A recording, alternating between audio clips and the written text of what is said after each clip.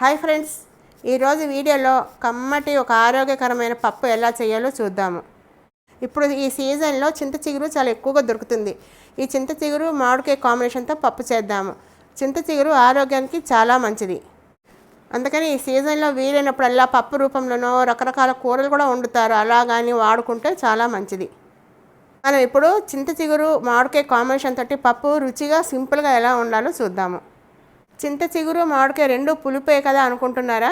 కానీ రెండింటి కాంబినేషన్ అదిరిపోతుంది. ఒక్కసారి ట్రై చేయండి. చింత చిగురుని కొంచెం క్లీన్ చేసుకోవడం టైం పడుతుంది. చింత చిగురుని గట్టిగా చేతితో నలిపాలి. నలిపిన తర్వాత అందులో ఉండే పుల్లలు ఈనెలు అన్నీ ఈజీగా వచ్చేస్తాయి. చూస్తున్నారు కదా, ఏరి పక్కన పెట్టుకోవాలి. అలాగే మామిడికాయను కూడా ముక్కల కింద తరుక్కోవాలి. కారానికి సరిపడా పచ్చిమిరపకాయలు కూడా చీల్చి పెట్టుకోవాలి. ఈ పప్పుకి పచ్చిమిరపకాయల కారమే బాగుంటుంది. ఇప్పుడు మనకి కావాల్సినంత కందిపప్పు పెసరపప్పు రెండు కలిపి తీసుకోవాలి. శుభ్రంగా కడిగి 10 నిమిషాలు నానబెట్టుకోవాలి. ఇప్పుడు ఒక ప్రెషర్ ప్యాన్లో కొంచెం నూనె వేసి వేడి చేయాలి. నూనె వేడెక్కిన తర్వాత వెల్లుల్లిపాయలు వేసి వేయించాలి. వెల్లుల్లిపాయలు ఆప్షనల్, ఇష్టం లేని వాళ్ళు వేసుకోకపోయినా పర్వాలేదు. వెల్లుల్లిపాయలు వేగుతూ ఉన్నప్పుడు కొంచెం మెంతులు, ఆవాలు, జీలకర్ర కూడా వేసి ఎర్రగా వేయించుకోవాలి. మెంతులు వేయడం మాత్రం మిస్ చేయొద్దు, ఎందుకంటే పులుపు వస్తువులు ఏది వండుకున్నా మెంతులు వేస్తే చాలా రుచి వస్తుంది. ఈ పోపు వేగిన తర్వాత మనం చీల్చి పెట్టుకున్న పచ్చిమిరపకాయలు, కరివేపాకు, మామిడికాయ ముక్కలు వేసి 2 నిమిషాలు మగ్గించుకోవాలి. ఇలా మామిడికాయ ముక్కలు మగ్గుతూ ఉన్నప్పుడు కొంచెం ఇంగువ కూడా వేయాలి. మనము వెల్లుల్లిపాయలు వేసాము, అయినా కూడా ఇంగువ వేస్తే కొంచెం డైజెషన్కి బాగుంటుంది. అలాగే మంచి ఫ్లేవర్ టేస్ట్ కూడా వస్తుంది. ఇప్పుడు కొంచెం పసుపు కూడా వేసి బాగా కలపాలి. ఇప్పుడు మనం శుభ్రం చేసి రెడీ పెట్టుకున్న చింత చిగురు కూడా వేయాలి. చూసారు కదా ఎన్ని పుల్లలు వచ్చాయో.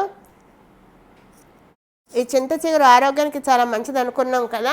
పప్పే కాకుండా పచ్చడి, పొడి, కూరలు, రకరకాల కూరల్లో కాంబినేషన్ కింద వాడతారు. అలా వీలైనంత వరకు వాడుకోవడం చాలా మంచిది. ఈ వీడియో చూస్తున్న మీలో ఎంతమంది ఫ్రీక్వెంట్గా చింత చిగురు వాడతారో నాకు కామెంట్ బాక్స్లో పెట్టండి. చింత చిగురు వేసిన తర్వాత పచ్చివాసన పోయే వరకు ఒక 3-4 నిమిషాల సేపు మగ్గించుకోవాలి.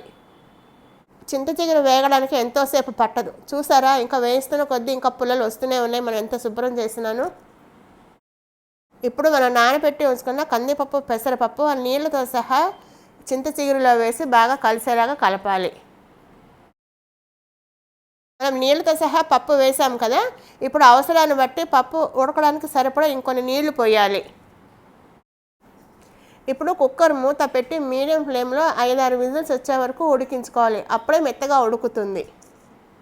ఎందుకంటే చింత చిగురు మామిడికాయ రెండు పులిపే కదా. 5-6 విజిల్స్ వచ్చిన తర్వాత కట్టేసి పూర్తిగా చల్లారనివ్వాలి. పూర్తిగా చల్లారిన తర్వాత కుక్కర్ మూత తీసి గరిటెతోటి పప్పుని మెత్తగా మెదుపుకోవాలి. ఇప్పుడు మనకు కావాల్సిన కన్సిస్టెన్సీని బట్టి అవసరం అనుకుంటే ఇంకొన్ని నీళ్లు పోసి ఉడికించుకోవాలి. ఇప్పటివరకు మీరు గమనించారో లేదో, మనం ఉప్పు వేయలేదు. ఇప్పుడు ఉప్పు వేయాలి. ఎందుకంటే ఉప్పు కూడా వేసామంటే పప్పు ఇంకొంచెం టైం పడుతుంది ఉడకడానికి. ఉప్పు వేసిన తర్వాత ఒక్కసారి మళ్ళీ అంతా పప్పులో కలిసేలాగా ఉడకాలి కదా.